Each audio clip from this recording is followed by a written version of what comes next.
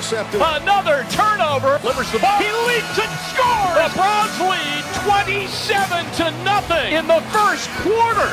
Very disappointing. I hate it for our fans. I hate it for my teammates. Intercepted by Porter Gustin. This is an amazing story. When it doesn't end the way you want it to, you're always going to feel it's your fault.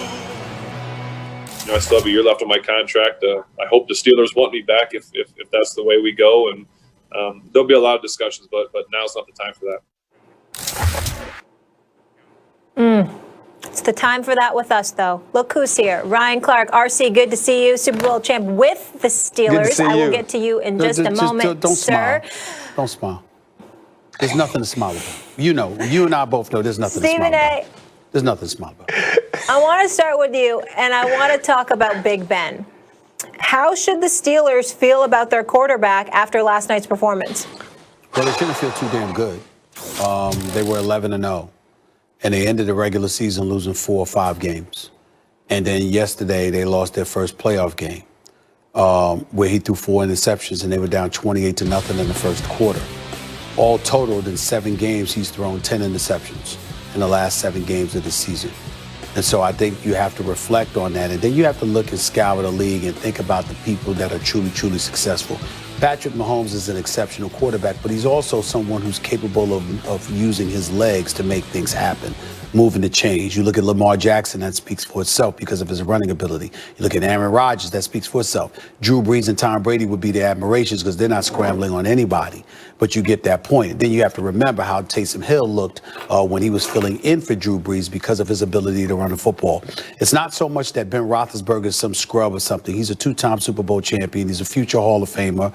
We respect him. We understand what he's brought to the game of football. And it's not like he's Peyton Manning from 2015 or so, where the skills had so clearly and flagrantly dissipated, where you had Rob Ninkovich coming on national television the other day acknowledging that as a defense in New England, we knew that Peyton Manning couldn't throw the ball 20 yards. And so we planned accordingly. That clearly is not the case with Big Ben Roethlisberger. But nevertheless, you do have to ask yourself at some point, when do you move in a different direction? Because he's not the person that Big Ben who could shrug off tacklers and extend plays the way that he used to, which, by the way, makes him a stationary target, yet a stationary target that's not nearly as accurate and precise as that of a Drew Brees. And so when I look at it from that perspective, if you're the Pittsburgh Steelers and you could get your hands on a Mac Jones out of Alabama, for example, and he can fall into your lap as the future of this franchise, I certainly would strongly consider moving on for Big Ben Roethlisberger at that particular time.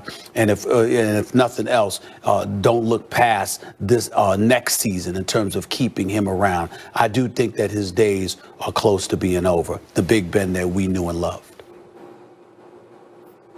Well, I think Roethlisberger left it all out on the field, and that's the thing. That's what he's got at this point. He's made to look worse because the offensive line can't protect him, can't block for the run, can't give the receivers time to get down the field for the most part, and there's no AB on the team anymore. If Roethlisberger was in Brady's position, I don't think he'd be doing as well as Brady, but he'd be doing, at this point, he'd do better if they protected him, if they could run the ball a little bit, if they had receivers everywhere you looked. I think Roethlisberger would look better than he looked. And like he gave it what he had. Nevertheless, this has been going on all season. He doesn't look good throwing the ball down the field. He had a remarkable season for a 38-year-old coming off catastrophic injury who completely changed his style of play. The question is, when you look at that guy, do you think you can win a Super Bowl with that? I don't think so. Yeah, Big Ben's decline in play is really a symptom of the major problem in Pittsburgh. And when I look at these two teams, the Cleveland Browns now are kind of what the Pittsburgh Steelers used to be, at least offensively. You know, offensively, the Pittsburgh Steelers were death row, right? They were going to be physical. They were going to bludgeon you. They were going to run the football. They were going to have a quarterback who was tough and gritty and who could make enough plays. And, you know, you felt kind of like the other side was bad boy. Now the Steelers are bad boy. The Steelers got a wide receiver dancing all in the videos and doing all those things. And it really struck me after the game when the Cleveland Browns were mocking the Pittsburgh Steelers. When Jarvis Landry and when Kareem Hunt are in the locker room, Corvette. And when Baker Mayfield is saying same old Browns, Myles Garrett saying that same thing in his post-game interview. This team isn't scaring people anymore. They aren't more physical. They aren't dominant. They aren't the big brothers of this division. And I think that falls on Ben as well. If I gave you a hat, Max and Stephen A. Molly, if I gave you a hat and I put the 4 quarterbacks in the AFC North in it, and we all had to go play a game, each of us would be praying that the quarterback we pulled wasn't Ben Roethlisberger. And that's how far he's fallen. You'd want Lamar first. You'd want Baker Mayfield first. You'd even want Joe Burrow first. And I'm talking about for a year, not for the future. You'd want them for the year. And so when you look at Ben counting $41 million against the cap next year, what this team looks like with him, it's not just about what do you do with Ben Roethlisberger? It's about what do you do with this offense? You have an aging offensive line, you don't have a number 1 back, and you have wide receivers that are sometimes unreliable. And so when you look at what the end of this season was for the Pittsburgh Steelers, yeah, it was on Ben. He didn't necessarily play well, but you knew who he was at the beginning of the season. Yet you threw the ball plus 40 times a game, 60 in the last game of the season in the playoffs. You can't do that. He can't do that. So, yes, Big Ben's play has declined, but I agree with Max. If you had the right situation around him, I think he could be successful, but you don't. And in not having that, it's time to rebuild. And so it's time to find you a quarterback of the future. The problem to me is that Kevin Colbert, the GM of the Pittsburgh Steelers, hasn't found that quarterback already like we see many other teams doing.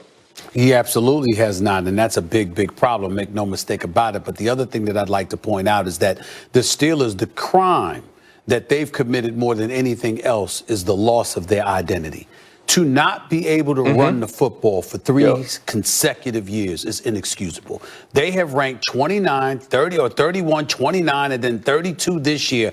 That is just horrific, and that is not the Steelers' identity. If you can't run the football, you can't take any kind of pressure off of Ben Roethlisberger whatsoever, because all you're asking him to do is carry the load even more than he was accustomed to for the first decade plus of his career. And by doing so, you know he's prone to make mistakes, which is why he's never been mentioned in the same breath as the Tom Brady. It's not because he can't have those heroic moments. It's not because he can't put up big numbers. It's because you know that with Big Ben Roethlisberger, even though he's going to do more good than bad, a mistake is inevitable. It's what he does. It's just that customarily you had a defense and you had a running game to offset the impact of those mistakes. The Steelers don't have that now, and I don't think that is. I think this is the first time that I've ever looked at the Pittsburgh Steelers football team, and I felt like the team was soft. Like there were other teams that were significantly more physical than them.